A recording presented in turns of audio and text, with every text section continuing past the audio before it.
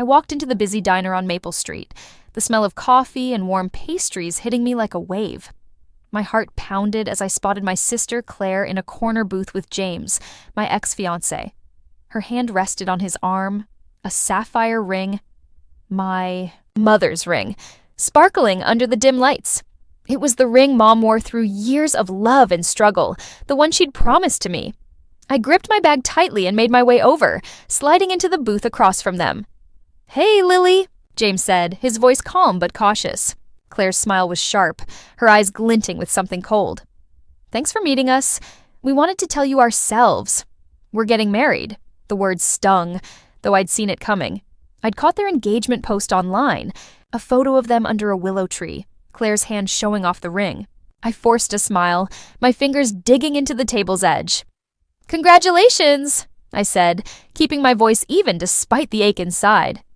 "That's Mom's ring, isn't it?" Claire raised her hand, letting the sapphire catch the light. "This?" James said it was a family heirloom. "It's beautiful, right?" Her tone was sweet, but her eyes dared me to react. I nodded, swallowing hard. Claire had always been like this, charming, cunning, always taking what was mine. Back in Willow Creek, our small town just outside Portland, she'd been the favorite, stealing my toys, my crushes, my moments. But this was different. This was James, the man I'd planned a life with, and Mom's ring, a symbol of her love. "For me, I'm happy for you," I said, lying through my teeth, my hands shaking. I wrapped them around my coffee mug, the heat steadying me. "It's just unexpected." Claire leaned forward, her smile growing. "I know it's tough, Lily, seeing us together, but James and I were building something special. The ring, it just fits." My stomach twisted. I thought back to the last time I saw Mom, weeks before her sudden illness took her. We were in her garden, the air heavy with lavender, when she handed me a small velvet box. "This is yours," she'd said, her voice firm despite her frailty. "And there's a letter in my study. Don't read it until the time's right." I'd nodded, confused but trusting, and tucked the box away. The letter was in my bag now, its weight a quiet anchor. "You know," Claire went on, stirring her tea with a soft clink, "it was so easy to settle Mom's estate. James helped with the lawyers. They all agreed you weren't stable enough to handle it." The words cut deep. My instability was the anxiety I'd battled after James left me, worsened by Claire's whispers to anyone who'd listen. They'd used my pain to paint me as unfit, convincing the courts to hand her everything, the house, the savings, and now Mom's ring. "Why did you want me here, Claire?" I asked, my voice steady despite the anger bubbling inside. Claire's eyes gleamed. "I'm trying to be kind, Lily. Sign away any claim to the estate, and I'll give you a small allowance. Enough to get by. We're sisters, after all." Sisters. The word burned. I thought of Mom's letter, the one I'd finally opened last night. It wasn't just words. It came with a key to a safe deposit box and a note about a hidden trust she'd set up, one Claire didn't know about. "You're right," I said, my voice calm. "We're sisters, and there's something you should know about Mom's estate." Claire's smile slipped. "What?" "The lawyers went through everything." I pulled a photocopy of the trust document from my bag. "Did they?" "Mom was smarter than you think. She set up a trust 2 years before she died, and it needs both of us to agree on any withdrawals." Claire's face went pale as she grabbed the paper, scanning it. James shifted, his jaw tight. "This is ridiculous," Claire said, her voice shaky. "The estate's mine. The court said so." "Really?" I slid another document across the table, bank records from the trust. "This says the real assets, the house, the investments, the art, were never yours to take. They're in a separate trust, and you need my signature to touch them." James leaned in, his voice low. "Lily, come on, you're not serious. We already spent some of the money. Then you spent what wasn't yours," I said, meeting his eyes. "Mom made." "Sure of that." Claire's hand trembled as she clutched the paper. "You're lying. You can't prove this." I pulled out my phone, dialing the bank manager's number. "Let's ask Ms. Harper. She's been handling the trust since Mom set it up." Claire reached for my phone, her voice desperate. "Wait. Lily, let's talk." I ended the call before it connected, watching her panic. "Talk?" Like you talked to the lawyers about my instability? Or like you talked James into taking my life?" "Lily, please," James said, his old charm creeping in. "We didn't mean to hurt you. You thought you could take it all," I said, standing. "But Mom knew you better than I did. She planned for this." As I left the diner, their stares heavy on my back, I felt stronger, like the woman Mom always saw in me. Back in my Willow Creek apartment, I reread her letter. "You're tougher than you know, Lily. Don't let them steal your light." I smiled, thinking of her, of our little town, and the fight ahead. If you're reading this, I'd love to hear your thoughts. Maybe drop a like or comment. It keeps this story alive, like a spark in the dark. And if you want to see where this goes, subscribing helps this channel grow. The next morning, my phone buzzed relentlessly. 19 missed calls and a flood of texts from Claire and James. I ignored them. My focus on the letter and key Mom left me. They sat on my kitchen table next to a half-empty coffee mug as sunlight streamed through the window of my small Willow Creek apartment. I'd grown up in this town where everyone knew everyone and secrets never stayed buried long. Mom's letter was proof of that. Her foresight, her quiet strength, had outsmarted them all. I drove to the First National Bank in downtown Portland, the key tucked safely in my bag. Ms. Harper, the bank manager, was waiting for me in her office, her desk cluttered with files but her smile warm. "Lily," she said, standing to shake my hand, "your mother was one of the sharpest women I ever met. She spoke so highly of you." I placed the key on her desk, along with the trust document. "Did she tell you what Claire and James might try?" Ms. Harper nodded, her expression serious. "She had her suspicions, especially after your engagement ended. That's why she set up the trust. The real assets, her house, the investment, accounts, her art collection, are all safe here." She opened a file, revealing a stack of papers. What Claire and James got through the courts was just a fraction, a decoy to test their intentions. I thought of Claire's smug smile in the diner, James's confident charm as they flaunted Mom's ring. "They don't know yet, do they?" "Not yet," Ms. Harper said, a faint smile tugging at her lips. "The quarterly statements go out tomorrow. When they try to access the accounts, they'll see the truth." My phone buzzed again. James. This time, I silenced it. "How long before they figure it out?" "Once the statements hit, they'll know the accounts they've been spending from are empty. The loans they took out, the house they bought, it's all built on credit they can't repay." She leaned back. "Your mother planned this carefully. She wanted them to show their true colors." I spent the rest of the day preparing. While Claire and James's texts grew more desperate, I met with Mom's old financial advisor, Mr. Larson, who walked me through the trust's details. Every property, every stock portfolio, every painting Mom cherished. It was all protected, untouchable without my consent. Mom hadn't just hidden her wealth, she'd laid a trap, documenting every move Claire and James made to manipulate the estate. The evidence was airtight. Emails, forged documents, even recordings of Claire's calls to the lawyers. By evening, my phone rang with an unfamiliar number. I hesitated but answered. "Lily, it's Ellen," came the voice, James's mother. "Please, we need to talk. Claire's a mess, and James won't tell me what's going on." I closed my eyes, remembering Ellen's testimony at the estate hearing. She'd backed Claire's claims, saying she'd always seen something off about me. "I'm sorry, Ellen," I said, my voice cold. "They can explain it themselves. Ask them about the money they've already spent. The house, the cars, the big engagement party they're planning." "The money?" Ellen's voice tightened.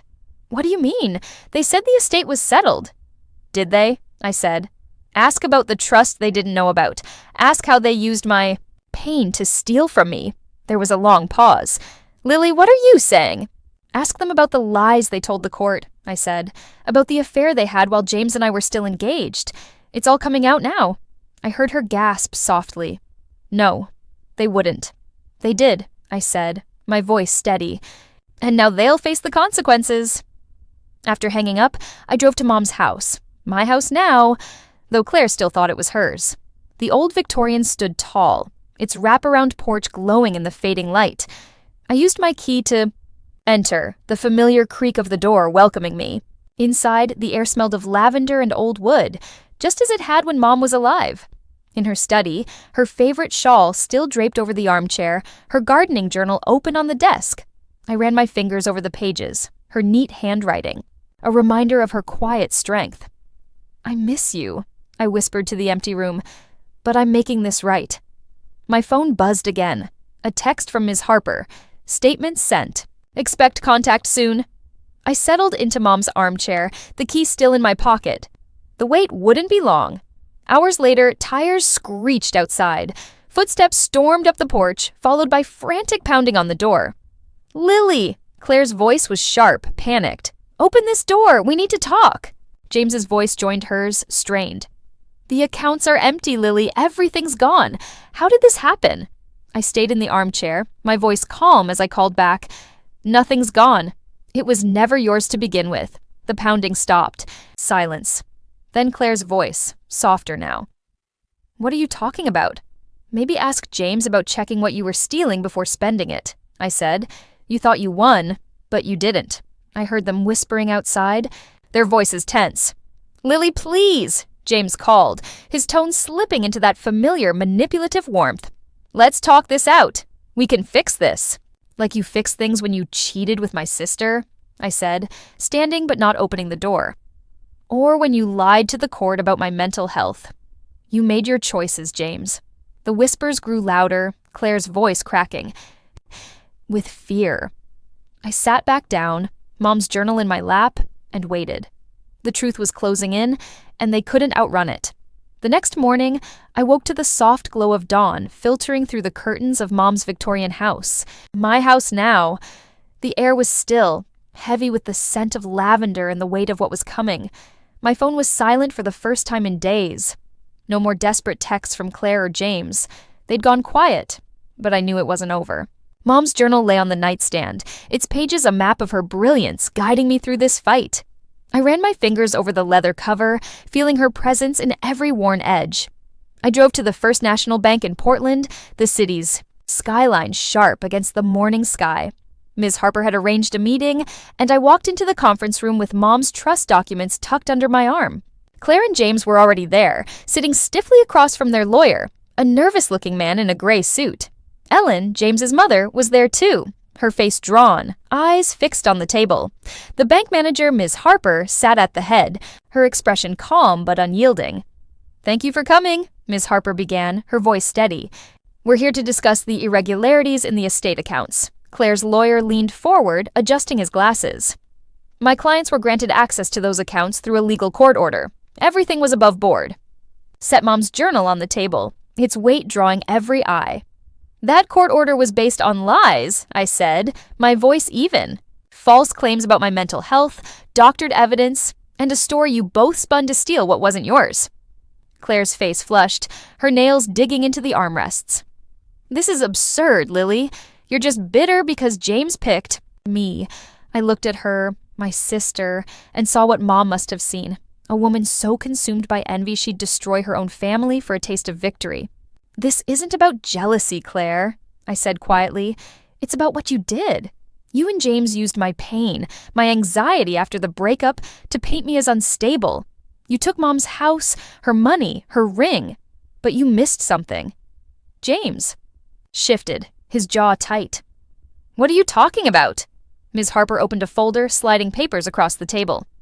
"The assets you accessed, the accounts, the loans you took out, were a shell. The real estate, the investments, the art collection, they're all held in a separate trust, established by your mother 2 years before her death. A trust that requires both sisters' consent for any transactions."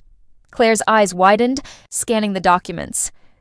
"This is fake," she said, but her voice trembled. "You can't prove this." Ms. Harper's smile was thin. "We can. Your mother was meticulous. Every transaction, every transfer is documented here." She tapped. "The journal. Including the evidence of your falsified claims to the court." The room went silent. Ellen's head snapped up, her gaze shifting to James. "Is this true?" she asked, her voice low. James ran a hand through his hair, avoiding her eyes. "Mom, it's complicated." "It's not," I cut in. "You and Claire had an affair. While we were engaged, you lied to the lawyers, used fake photos, and twisted my panic attacks into a story of instability. You thought you'd won, but Mom saw it coming," Ms. Harper continued, her tone clinical. "The loans you took out, The house you bought, the cars, the engagement party you've planned, it's all on credit tied to assets you don't control. Those loans are now in default. Claire's face crumpled, her perfect makeup smudging, as tears welled up. This is ridiculous. Lily's just trying to ruin us because she can't move on. I shook my head, holding her gaze. No, Claire, this is about consequences. Mom knew what you were capable of. She set this up to protect what mattered and to show who you really are. Ellen's voice broke the tension, sharp and quiet. What does this mean for them, Lily? I opened Mom's journal to a marked page. This is her real will. The trust holds everything of value, her house, her savings, her legacy, and it has conditions. She knew you'd try to take it all, Claire. She wanted you to show your true self. James slammed a hand on the table, his voice rising. So what? You're going to take everything? Leave us with nothing? No, I said, pulling out a document Ms. Harper had prepared. I'm doing what Mom would have wanted. If you both sign this, a confession admitting your fraud and manipulation, the trust will cover the debts you've racked up.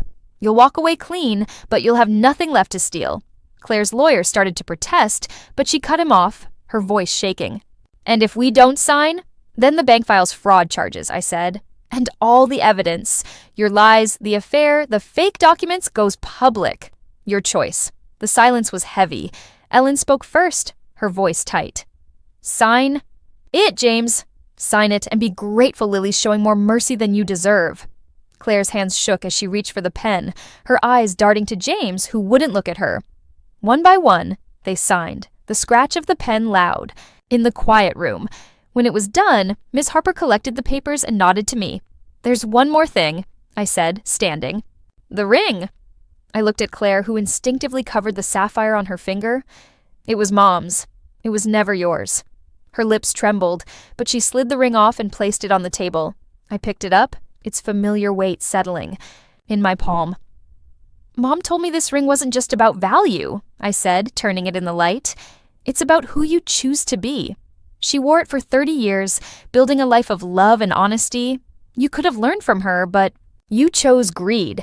I left them in the conference room, their faces a mix of shock and defeat. The drive back to Willow Creek was quiet, the ring warm against my skin. Mom's words echoed in my mind. Don't let them steal your light. I was starting to understand what she meant, not just about the estate, but about who I was, who I could become. I pulled into the driveway of Mom's Victorian house, the late afternoon sun casting long shadows across the lawn. The air felt different now, lighter, as if the weight of Claire and James's betrayal had lifted with their signatures on that confession. I slipped Mom's sapphire ring onto my finger, its cool metal a perfect fit, just as she'd always said it would be. Inside, the house was quiet, the familiar scent of lavender and old wood wrapping around me like a hug. I went straight to Mom's study, where her gardening journal still sat open on the desk, her neat handwriting a reminder of the life she'd built. Settling into her favorite armchair, I noticed an envelope tucked beneath the journal, one I hadn't seen before. My name was written across it in Mom's careful script. My heart skipped as I opened it, pulling out a single sheet of paper. Her words unfolded before me. My dearest Lily, if you're reading this, you faced the storm and come out stronger. I always knew you would. True strength isn't in what you own, but in who you choose to be. The ring is yours now. Wear it with pride, and when the time comes, pass its lessons to someone who needs them. All my love, Mom. I sat there, tears blurring the page, her words sinking deep. She'd seen this coming. Claire's greed, James's betrayal, and she'd trusted me to carry her legacy forward. The ring glinted on my finger, a symbol not just of her love, but of the strength she'd instilled in me. I thought about the choices I'd made, the pain I'd endured, and the victory I'd claimed. Not in taking from others, but in standing tall. Claire and James's world unraveled quickly after the bank meeting. The engagement party they'd planned at the country club, where James and I had once celebrated our own engagement, was canceled. The house they'd bought with borrowed money was put up for sale, the cars repossessed. I heard through Willow Creek's gossip mill that they'd moved to a small apartment across state lines. Their engagement quietly dissolved. Ellen sent me a letter a few weeks later, her words heavy with regret. You showed more grace than they deserved, she wrote. Thank you for sparing them the worst. I didn't reply. Some wounds heal better in silence. Claire never reached out again, and I was okay with that. The sister I'd once known was gone, replaced by someone who'd chosen greed over family.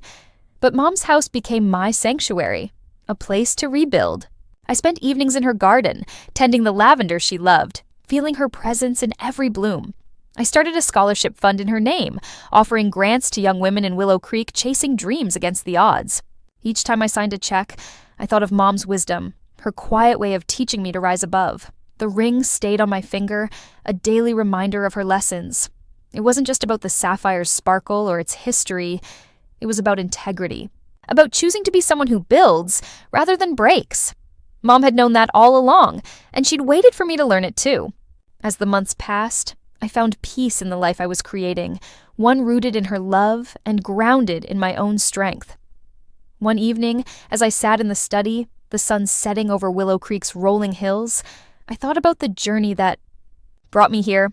The pain of betrayal, the sting of loss, the triumph of reclaiming what was mine. They'd shaped me into someone new, someone Mom would be proud of. I looked at the ring, its sapphire catching the last light of the day, and smiled. This was my legacy now, and I'd carry it forward. Not just for me, but for anyone who needed to know they could rise above their own storms. If you followed this story, I'd love to hear what it stirred in you. Maybe drop a like or a comment to share your thoughts. It keeps this journey alive, like a light in the dark. And if you want to stay with me for more, subscribing helps this story reach others who might need it too.